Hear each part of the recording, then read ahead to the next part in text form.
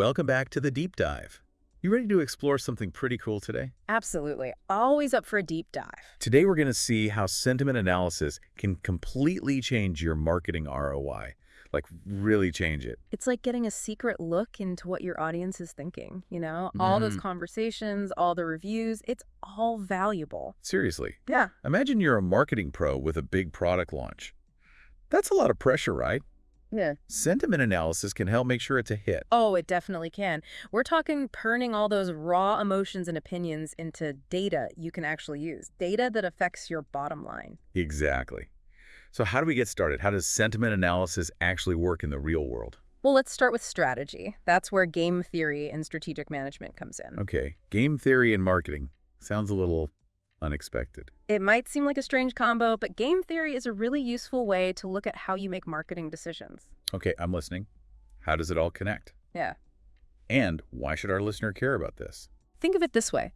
Businesses are constantly playing a game, right? Competing with each other. Oh, yeah. It's a competitive world out there for sure. Each decision, each move you make, pricing, products, it's all part of this giant strategic game. Makes sense. And how well you do your success, that depends on what you do, but also on how your competitors react. Exactly. Game theory uses a really interesting example. The rivalry between, well, who else? McDonald's and Burger King. Classic rivalry. I think everyone can relate to that one. They're always fighting for market share, right? And they do it with all sorts of strategies. Price wars, new menu items. Makes you wonder what they'll come up with next. But how does sentiment analysis fit into all of this? Like, if we're talking about burgers and fries. Okay, so imagine McDonald's launches a brand new value menu. Traditionally, they might use market research or focus groups, right, to see how people react. Yeah, the old school methods.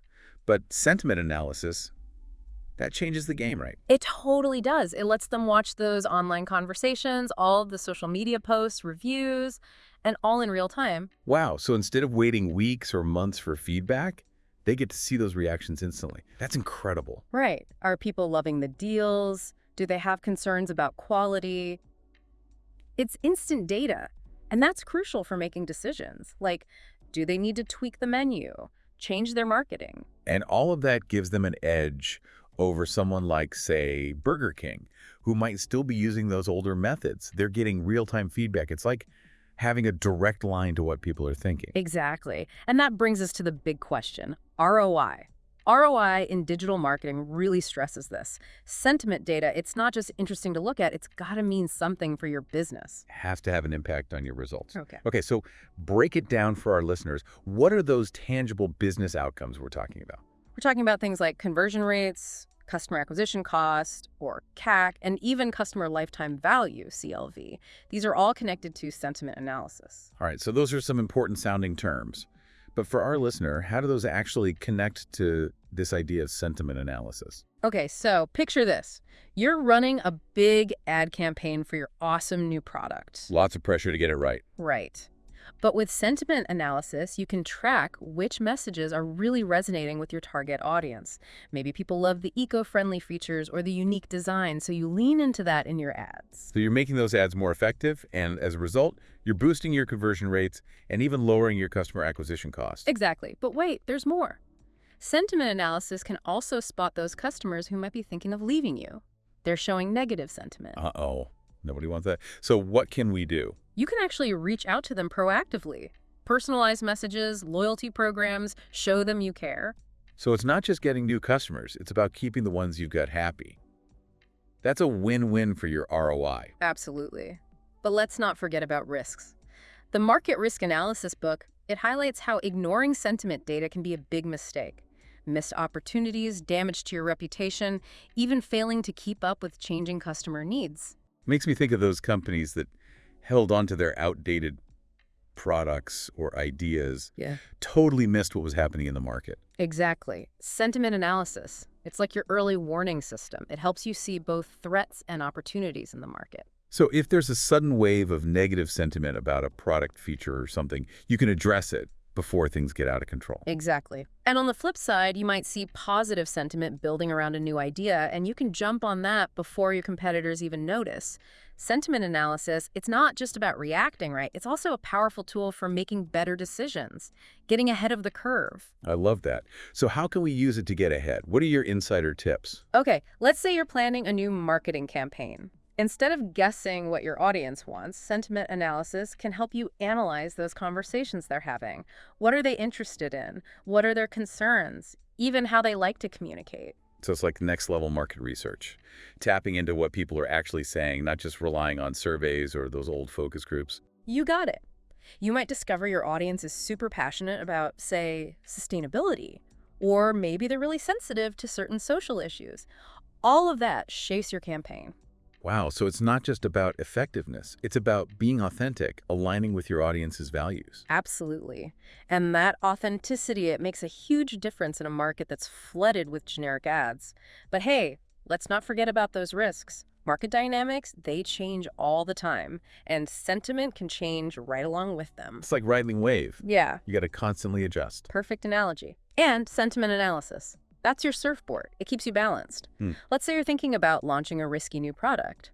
By monitoring sentiment, you can see those early reactions, maybe spot some red flags. So if you see a lot of negativity around a specific feature or price point, you can make changes before you even launch. Exactly. You might tweak the design, rethink your pricing, maybe even delay the launch until you've addressed those concerns.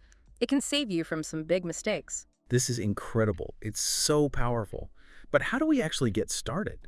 Do we need to become data scientists? Hire a bunch of AI experts? Not at all. There are so many easy-to-use sentiment analysis tools out there. Some are free, some are more advanced, something for everyone. So for someone just starting out, what are some tools they should check out? Google Cloud Natural Language API, that's a great place to start. Even if you're not a tech whiz, you can use it to analyze text for sentiment.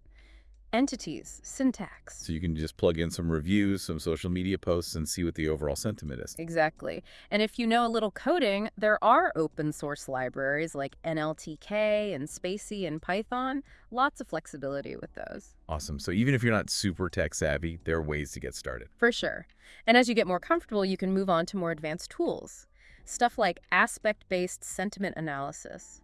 That gives you even deeper insights. Ooh, aspect-based analysis. Now we're talking. Tell me more. All right, let's say you're looking at reviews for a new smartphone. Traditional sentiment analysis might just tell you it's generally positive. But aspect-based analysis, it goes deeper. It breaks it down by feature. So you could see that people love the camera but hate the battery life. Exactly. You get super specific feedback, and that helps you figure out what to improve or what to highlight in your marketing. This could really change how companies respond to negative reviews. Instead of getting defensive, they can actually pinpoint the issue and fix it. Right. You might see that a lot of those negative reviews are about a specific software bug. Fix that bug, and suddenly those negative sentiments disappear. You might even win over some loyal customers. Aspect-based analysis, it's like a game changer for product development, even customer service. It really can be. And the cool thing is sentiment analysis is always evolving. New techniques, new tools, all the time. So we got to stay curious, right? Keep exploring. Absolutely. But remember, even with all these amazing tools, you still need human oversight. Don't just blindly trust the AI. It's a partnership. AI is our ally, not a replacement for good old-fashioned human intelligence. Right on. Now let's shift gears a bit and talk about something super important. Data, privacy, and ethics. Okay, that's huge these days, and for good reason. It's not just about rules. It's about earning your customers' trust. It's a big deal. Consumers are getting smarter about how their data is being used. Yeah. They want transparency. They want respect. For sure. So how do we make sure we're using sentiment analysis the right way, ethically and responsibly? What are the key things we should remember? Transparency is number one. Let people know what data you're collecting, how you're using it, and give them a way to opt out. Right. No hiding behind complicated jargon. Exactly. Be upfront and honest. Transparency builds trust, shows you respect your customers. And of course, you've got to follow all the rules, GDPR, CCPA, all those privacy regulations. Those are important. Different industries, different locations, they all have their own rules. It's not just about checking boxes. It shows you're serious about ethical data practices. But even beyond that, there are some best practices for using sentiment data the right way. Okay, like what? Give us the inside scoop. One big one is data minimization. Only collect what you really need. Don't go overboard just because you can. Be thoughtful about it. Makes sense. And what about anonymization? Is that something we should think about with sentiment data? Absolutely. If you can, anonymize the data. Remove any personally identifiable information. Names, email addresses, location data. You're basically separating the sentiment from the individual, right? Right. You can still see those trends and patterns without tying them back to a specific person. Smart. And of course, we have to talk about data security, right? Huge. You need strong security to protect all that data. Encryption, access controls, regular audits. Yeah. It's all part of keeping that data safe. It's essential. We need to be responsible with customer data. Okay, but let's switch gears for a minute and go back to game theory. We were talking earlier about how sentiment analysis can help us understand what our competitors are doing. But how do we use those insights to our advantage?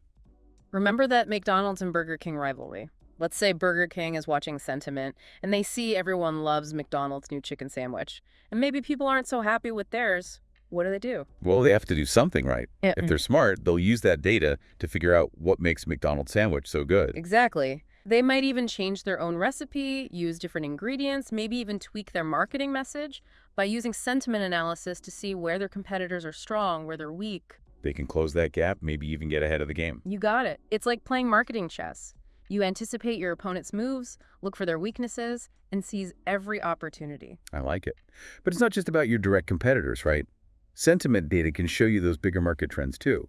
What consumers are looking for. Right. Let's say you see a ton of positive sentiment around plant-based products. That might be a sign that you need to add some vegan options, even if your competitors aren't doing it yet. It's all about staying ahead of the curve. Sentiment analysis, it helps you do just that. Wow, this has been a fantastic deep dive. We've covered so much. Sentiment analysis, ROI, market risk, strategic decisions, it's all connected.